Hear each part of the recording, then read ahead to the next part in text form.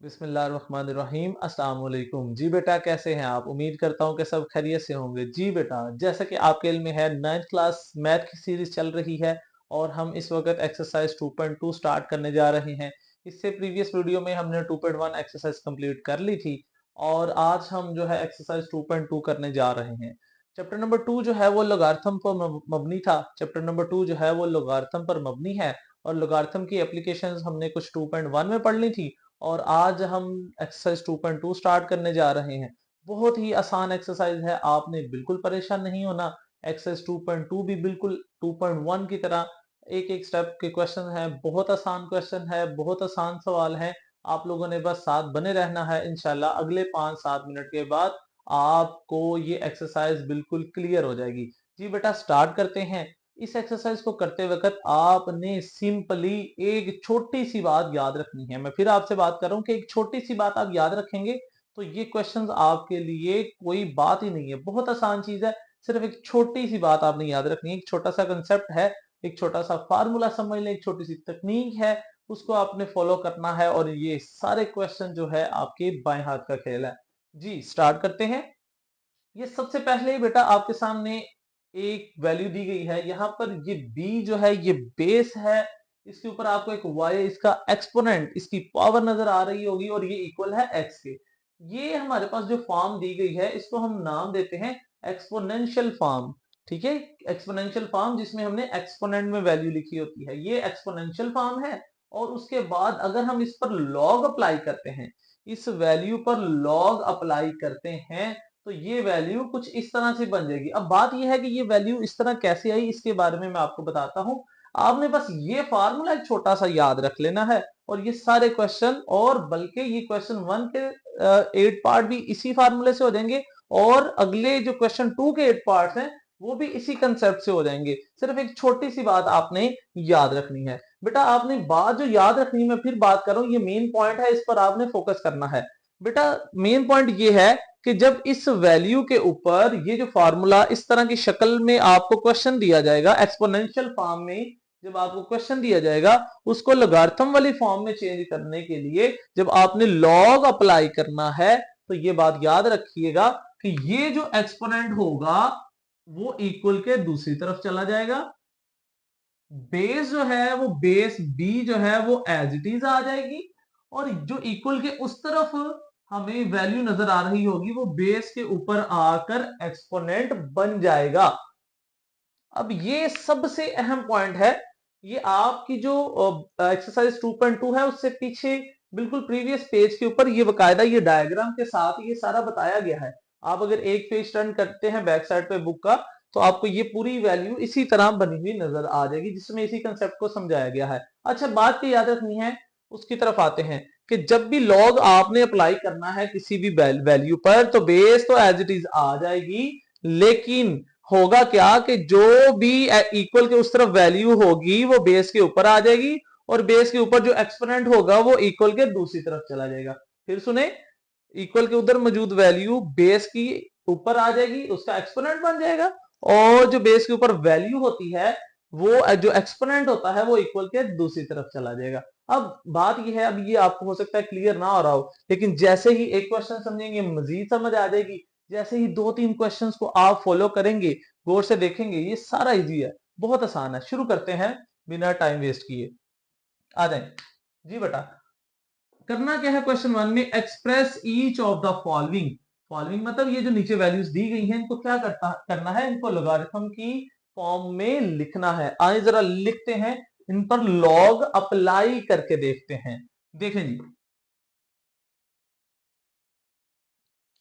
बेटा, आपने इसके ऊपर लॉग अप्लाई करना है। मैंने आप लोगों को सिखाया है कि बेस एज इट इज आ जाएगी। ये देखें, मैंने यहां बताया कि बेस एज इट इज आ जाएगी। ये देखें, ये 10 बेस है और 10 बेस एज इट इज आ गई। अब अगली बात क्या सिखाई थी, इक्वल आप वैसे ही रहने दें। मैंने कहा था कि जो भी बेस के ऊपर एक्सपोनेंट होगा वो इक्वल के दूसरी तरफ चला जाएगा, तो बेस के ऊपर जो भी एक्सपोनेंट है वो इक्वल के दूसरी तरफ चला गया। अब इक्वल के दूसरी तरफ जो भी वैल्यू हुआ करेगी वो कहां आ जाएगी, बेस के ऊपर उसका एक्सपोनेंट बन जाएगा। आए उसको बना दें, मतलब ये जो 1000 आपको नजर आ रहा है, इक्वल के उस तरफ जो वैल्यू होती है वो एक्सपोनेंट में आती है, तो इक्वल के उधर जो वैल्यू है वो इसके एक्सपोनेंट में आ जाएगी, मतलब 1000 इसके एक्सपोनेंट में आ गया। तो ये हमारा क्वेश्चन 1 कंप्लीट हो गया। तो बहुत ही आसान क्वेश्चन है, अगर फिर भी अभी भी थोड़ी कंफ्यूजन है, नेक्स्ट क्वेश्चन में वो भी क्लियर हो जाएगा। आ जाए देखते हैं। बेटा क्या करना है, लॉग अप्लाई करना है। लॉग अप्लाई कर दिया। अब मैंने आपको बताया है, पहले भी सिखाया कि बेस हमारी एज इट इज आ जाएगी। तो बेस हमारी एज इट इज आ गई, इक्वल एज इट इज। अगली बात क्या सिखाई थी, अगली बात ये सिखाई थी कि ये जो बेस के ऊपर एक्सपोनेंट होगा वो इक्वल इक्वल के दूसरी तरफ चला जाएगा। तो यहां पर भी जो हमारे ऊपर बेस के ऊपर एक्सपोनेंट है वो इक्वल के दूसरी तरफ चला जाएगा, मतलब 8 यहां से इधर आ गया। तीसरी बात क्या सिखाई थी कि इक्वल के उधर जो भी वैल्यू होगी वो उस बेस के ऊपर आकर एक्सपोनेंट बन जाएगी। तो इक्वल उस इक्वल के उस तरफ जो भी वैल्यू है, लाइक क्या है वहां पर 256 है, वो यहां आकर 2 के ऊपर बेस बन गई, 2 5 और 6। जी बेटा, तो ये 2 से 3 बातें हैं जिनको आपने गौर से समझना है, और ये कोई काम ही नहीं है, बहुत छोटा और बहुत आसान चीज है। आ जाए नेक्स्ट पार्ट करते हैं। लॉग अप्लाई किया, सेम एज इट इज सारे क्वेश्चन होंगे, ठीक है। लॉग आपने अप्लाई किया, मैंने अभी सिखाया है बेस एज इट इज आनी है। तो ये बेस है, ये बेस जो है इसको मैं थोड़ा ऊपर करके लिखता हूं, लॉग एज इट इज। ये जो बेस है, ये 3 बेस, ये एज इट इज रहेगी। अब दूसरी बात क्या सिखाई थी कि जो भी एक्सपोनेंट में पावर होगी वो इक्वल के दूसरी तरफ चली जाएगी, तो -3 उस तरफ चला गया। अब तीसरी बात क्या सिखाई थी कि इक्वल के उधर जो भी वैल्यू होगी वो यहां पर बेस के ऊपर आकर उसकी पावर बन जाएगी, उसके एक्सपोनेंट बन जाएगा।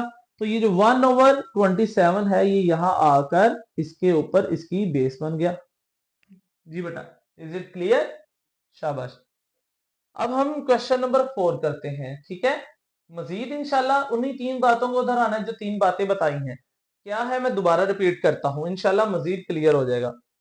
लॉग अप्लाई करें, लॉग अप्लाई कर दिया।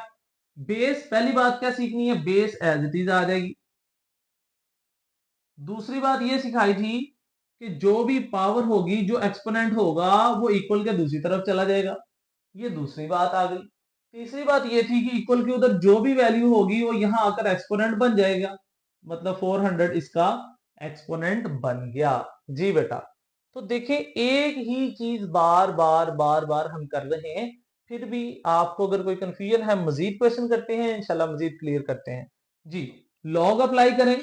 लॉग जब आपने अप्लाई करना है तो मैंने एक पहली बात क्या सिखाई थी, बेस एज इट इज आनी है। तो 16 तो एज इट इज आ गया। अब अगला काम क्या करना है, मैंने अभी बताया था कि यहां पर जो भी एक्सपोनेंट होगा वो इक्वल के दूसरी तरफ जाएगा, मतलब -1/4 उस साइड पे चला गया। अब तीसरी चीज ये बताई थी कि इक्वल के उस तरफ जो भी वैल्यू हुआ करेगी वो यहां आकर बेस के ऊपर उसकी पावर बन जाएगी, उसके एक्सपोनेंट बन जाएगा, मतलब 1/2। ये हमारा क्वेश्चन 5 कंप्लीट हो गया। अब क्वेश्चन 6 की तरफ आते हैं। क्वेश्चन 6 में हमारे पास अगर आप वैल्यू देखें, लॉग जब अप्लाई करेंगे तो पहली बात क्या बताई, पहली बात क्या बताई थी, भूल तो नहीं गए कि बेस एज इट इज आ जाएगी। यहां पर जो एक्सपोनेंट होगा वो इक्वल के दूसरी तरफ चला जाएगा, और इक्वल के जो भी उस तरफ वैल्यू होगी, जो भी उधर वैल्यू होगी, इक्वल के उस तरफ जो भी वैल्यू होगी वो आकर इसका एक्सपोनेंट बन जाएगा, मतलब कि 121। ये बेटा ऑलमोस्ट 6 क्वेश्चंस हो गए हैं, और मुझे उम्मीद है आपको ये क्वेश्चन जो है सॉल्व करना आगे होंगे। अब इसके जो पार्ट नंबर 7 और 8 है, ये आप लोग मुझे इसी मेथड से हल करके दिखाएंगे। और अगर फिर भी बेटा किसी किस्म की कंफ्यूजन हो तो आप कमेंट सेक्शन में कमेंट करके पूछ सकते हैं। अभी हम क्वेश्चन नंबर 2 स्टार्ट करते हैं। जी बेटा, क्वेश्चन नंबर 1 कंप्लीट हो गया है। अब हम क्वेश्चन नंबर 2 जो है वो स्टार्ट करने जा रहे हैं। क्वेश्चन नंबर 2 की जो स्टेटमेंट है पहले उसको रीड करें और फिर इंशाल्लाह इसके क्वेश्चन करते हैं। क्वेश्चन नंबर 2 क्वेश्चन नंबर 1 जैसा ही है, बल्कि उसका रिवर्स से समझ लें। और अगर आपने क्वेश्चन नंबर 1 बेहतरीन तरीके से समझा है तो क्वेश्चन नंबर 2 उससे भी ज्यादा आसान है। बल्कि एक छोटा सा, जैसे कि पहले क्वेश्चन में भी एक छोटा सा एक फार्मूला आपको बताया था, उस फार्मूले के तहत सारे सवाल हो गए थे। इसी तरह इसमें भी आपने एक फार्मूला बताऊंगा, उसको याद रखना है और उसी के मुताबिक सारा काम कर देना है। बल्कि आप लोगों को एक इजी वे भी बताऊंगा जिससे आप इन क्वेश्चन को बड़ी आसानी से कर सकते हैं, और ये एक स्टेप के क्वेश्चन हैं। आइए जरा देखते हैं, पहले स्टेटमेंट को पढ़ते हैं। एक्सप्रेस, जाहिर करें, ईच ऑफ द फॉलोइंग, नीचे दिए गए हर सवाल को इन एक्सपोनेंशियल फॉर्म, मतलब लॉग की फॉर्म में दिए गए हैं, लोगारिथम की फॉर्म में दिए गए हैं, इनको आपने क्या करना है, एक्सपोनेंशियल में चेंज करना है। एक्सपोनेंशियल फॉर्म में चेंज करने से मुराद ये है कि बेस के ऊपर जो पावर होती है उसको हम एक्सपोनेंट कहते हैं, तो इसको एक्सपोनेंट में चेंज करना है, ठीक है। इसके साथ जो लॉग है उसको आपने खत्म करना है। आइए जरा देखते हैं कैसे करते हैं। बहुत इजी क्वेश्चन है, सिर्फ आपके 2 से 3 मिनट चाहिए, इंशाल्लाह ये क्वेश्चन खत्म। देखते हैं जी। अच्छा बेटा, मैं पहले क्वेश्चन में आपको ये बता दूं कि आपने सिंपली करना क्या है। ये लॉग की 7 वैल्यू दी गई है, देखें लोगारिथम की फॉर्म में दिया गया ना, इसको आपने एक्सपोनेंशियल फॉर्म में चेंज करना है, इससे ये चेंज करना है। तो इसको आपने ना सारे को रिवर्स कर देना है। ये जो एरोज हमने बनाए थे ना पहले क्वेश्चन में, इन सबको उल्टा कर देते हैं। ये इसका टेल बना लें, ये इसका हेड हो गया, ठीक है, ये इसकी टेल और ये इसका हेड, इसी तरह इसको भी रिवर्स कर देते हैं।